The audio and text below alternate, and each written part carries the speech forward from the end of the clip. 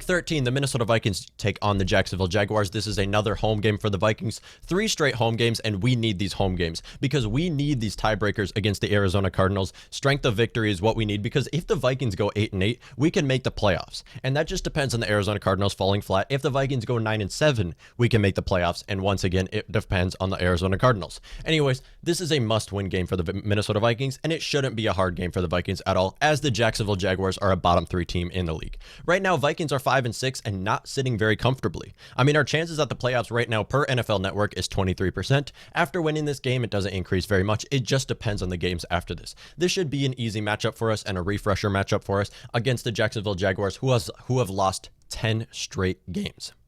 The Jacksonville Jaguars started out the season 1-0 and have lost 10 straight games and they can't even decide who their starting quarterback is. If we lose this matchup, I don't know what I would do. I don't know. Anyways, some injuries to note for this game. DJ Chark, once again, he was out last week for a rib injury. Once again, he was limited during Wednesday's practice and might miss another week. I do think that they will play DJ Chark because I really would it make sense for them to play Chark because they're not competing at all. There's no reason to rush him back. I think he will play. Anytime someone is questionable like DJ Chark, I do think he will play because they want to just they want to at least try, I guess. So DJ Chark, he will likely play. Once again, Mike Glennon is their starting quarterback. Mike Glennon, he's been in the NFL for some time now and is their starting running back right now. I mean, that's their running back, starting quarterback. After Minshew went 1-6, after Jake Luton went 0-3, they don't even know who their starting quarterback is. They signed Mike Glennon. He's 0-1 right now, and their basically entire defense is injured, and their season's over anyways. So Vikings, injuries to know. Irv Smith, once again, did not practice on Wednesday.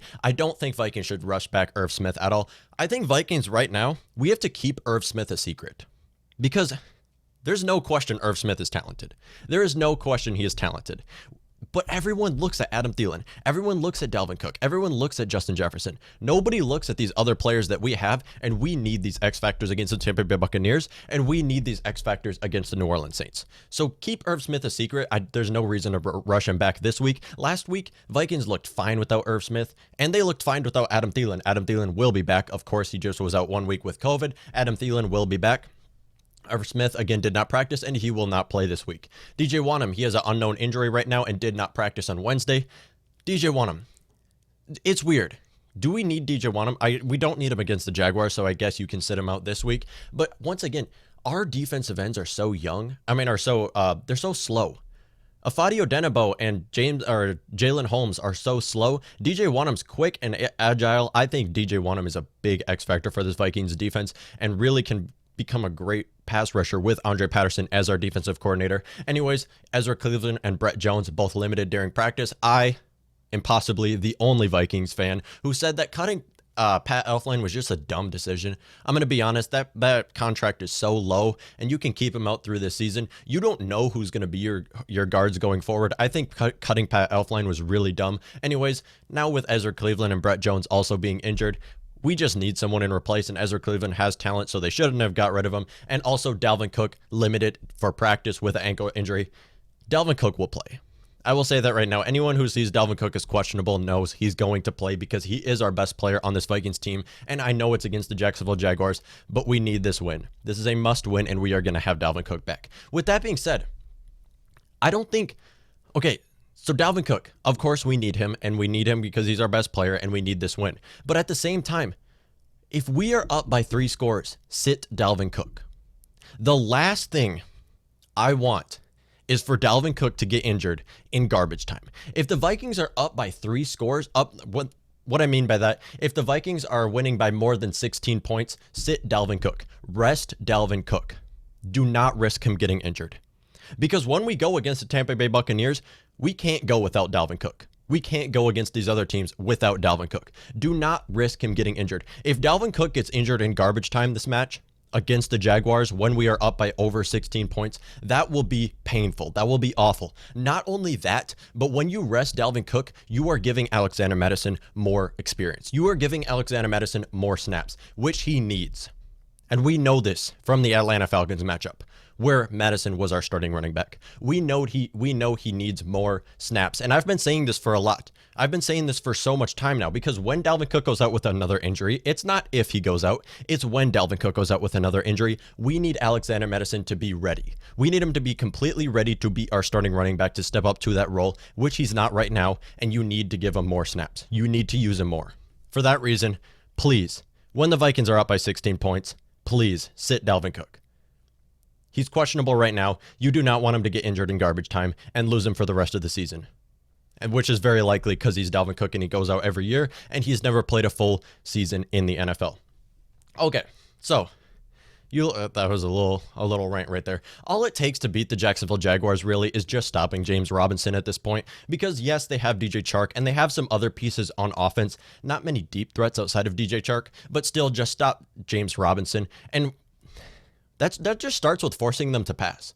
Because if you're up by more than 16 points, you are forcing the Jaguars to pass. And you know this Mike Glennon guy is going to make mistakes. He has very low experience.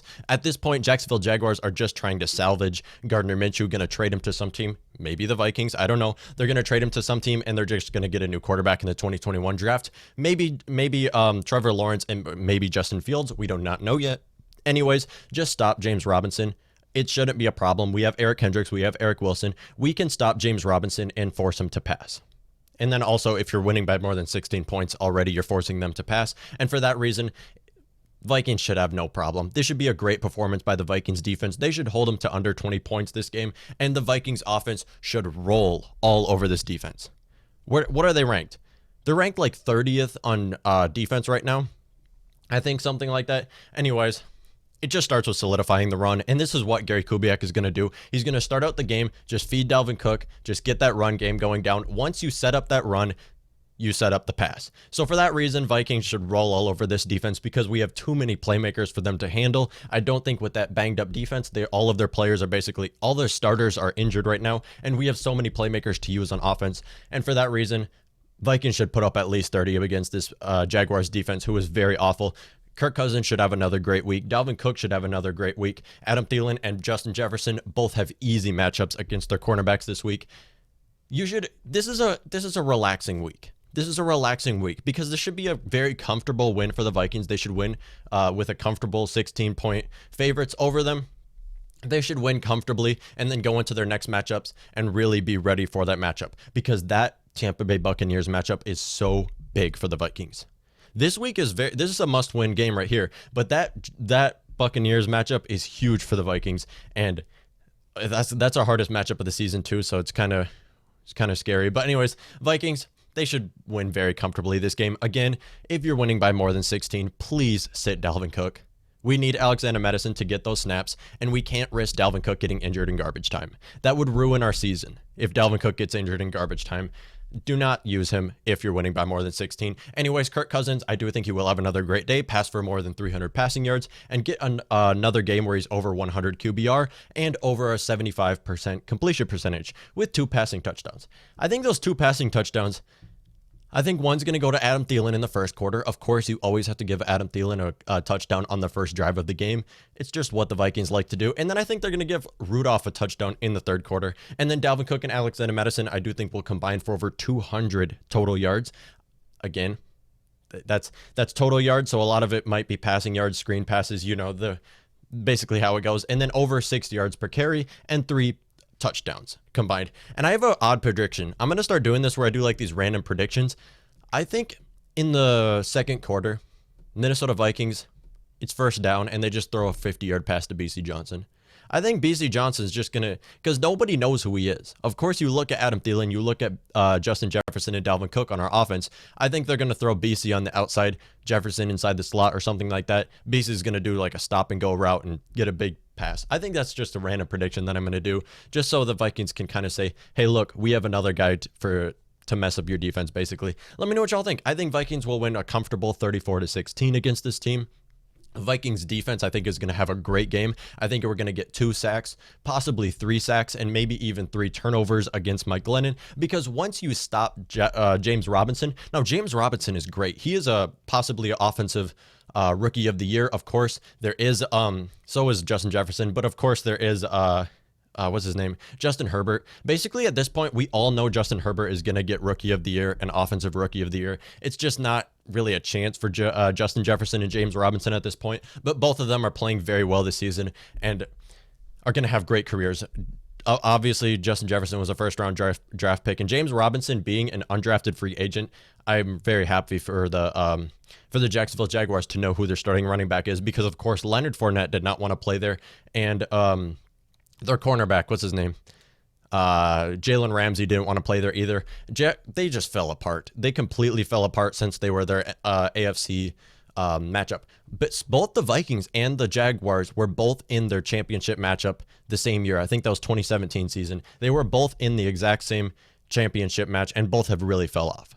Of course, the Vikings now can make the playoffs, but still, they've really fallen off from how they were because of all the pieces that they have lost. And that just shows you, if you do not have that quarterback position locked down, your team is going to fall apart. And that's just how it goes, really. Anyways, I do think the Vikings will win a comfortable 34-16 against this team. Vikings defense going to have a great game. Vikings offense will roll all over this team, and Vikings will be going 6-6, finally a tied record. I mean, a 500 record going into the Tampa Bay Buccaneers matchup, which is our biggest game of the season, and we will be previewing this next week. I hope you all do enjoy listening to that.